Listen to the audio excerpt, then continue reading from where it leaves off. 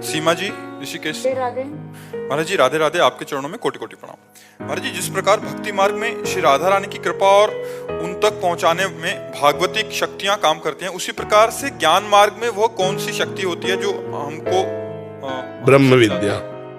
ब्रह्म विद्या, बस ब्रह्म विद्या, सत असत का विवेक, पूरे त्रिभुवन से वैराग्य, अपार श्रद्धा गुरुदेव के वचनों पर, मुमुक्षता, जिया नहीं जा रहा मुक्त हुए बिना, अब मुझे मुक्त होना है, तब उसके हृदय में ज्ञान टिकता है। पर अब कलयुग है, ज्ञान का साधक मिलना बहुत कठिन है। इसलिए ये कलिकाल मलायतन मन कर देख विचार, श्री रघुनाथ नाम बिन नाहि नान आधार। इसलिए भगवान का नाम जप करो, वही ज्ञान विज्ञान संपन्न कर देंगे। नहीं तो ज्ञान के पंथ कृपान के धारा परत खगेश लगे नहीं, कोई रक्षा करने वाला नहीं। गुरु जी राधे राधे। अलग से क्या बोल रहे, जो सुन रहे हो क्या इससे तुम्हारा ज्यादा प्रश्न जोरदार है? जो सुन रहे हो उसे अपने जीवन में उतारो। सबके ये थोड़ी कि कोई सबके प्रश्नों का उत्तर, अगर किसी एक के प्रश्न का उत्तर हो रहा तो ध्यान से सुनो। तुम्हारा नहीं है क्या? क्या तुम ज्ञान या भक्ति नहीं चाहते हो क्या? फिर यहाँ आने का मतलब क्या है?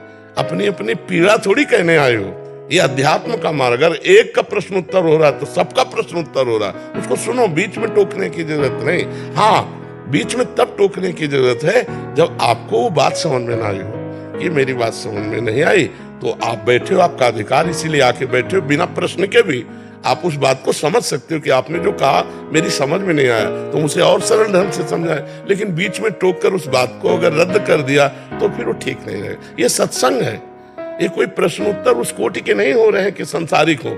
ये भगवत प्राप्ति के लिए हमारा अमूल्य समय आपका, और आपका भी समय आपने हमें दिया, हमने आपको दिया, तो दोनों का मंगल होना चाहिए। तो अब उस सखी ने पूछा, अब उसका समाधान तो हो नहीं पाया। आपने कहा राधे राधे बीच में जी। निर्मल सिंह जी, उत्तराखंड से। श्री हरिवंश महाराज जी। महाराज जी, आपका सत्संग और सुन रहा हूँ, नाम जप सत्संग, भक्तों का जीवन चरित्र, गुरु वाणी पालन में अभ्यासरत हूँ। गुरुदेव, साधक अभी वर्तमान में होटल आदि में कार्यरत है। मेरे जैसे बहुत से युवा इस व्यवसाय में हैं।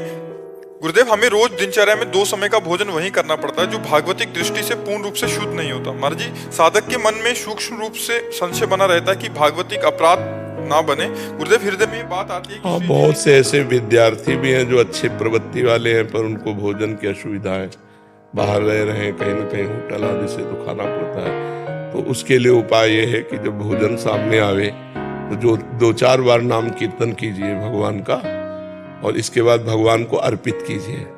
हाँ, भगवान का नाम परम पवित्र है। मीरा जी नाम लेकर विष पी गई तो अमृत का काम किया, तो हम नाम लेकर के फिर प्रसाद पाए।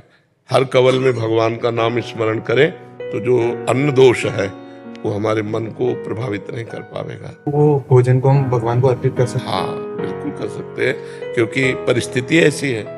अब जैसे विद्यार्थी हैं, बड़े सात्विक हैं, भक्त हैं या दीक्षा लिए हैं, अब वो क्या करें, उनको कहीं ना कहीं से तो भोजन लेना पड़ेगा। हाँ, ऐसे होटलों को चयन करें जिसमें मांस अंडा आदि नहीं बनते, ऐसे भी होटल होते हैं। तो चलो, बनाने वाले की पवित्रता पर हम ध्यान नहीं देते। जो अग्नि में पक करके आ गया तो उसको भगवान को अर्पित करके भगवान का नाम लेते हुए पा लेते हैं। और हमारा जो नाम चिंतन करते हुए प्रसाद पाना जाना है वो हमारे मन को पवित्र करेगा। अच्छा, बहुत सुंदर पवित्र विचार के द्वारा भोजन बना है, लेकिन आप भोजन पाते समय गंदे विचार कर रहे हैं तो गंदा प्रभाव डाल देगा। और थोड़ा विचार अपवित्र रहे हैं और आप पाते समय पवित्र कर रहे हैं तो फिर आपके अंदर पवित्र विचार, पाने वाले का भी विचार है ना। मान लो क्रोध का चिंतन कर रहा है, काम का चिंतन कर रहा है, लोभ का चिंतन, तो सात्विक भोजन भी दूषित हो गया। और सात्विक भोजन नहीं है, रजोगुणी भोजन है, पर उसका चिंतन बहुत अच्छा है, तो वो जाकर के सात्विक प्रभाव पैदा कर देगा। तो इसलिए जो भी भोजन पाए भगवान के नाम का एक एक कवल में उच्चारण, राधा राधा, आराम आराम से भगवान का चिंतन, तो वो भोजन भी अमृत हो जाएगा, वो आपके मन को पवित्र कर देगा। समझ रहे ना?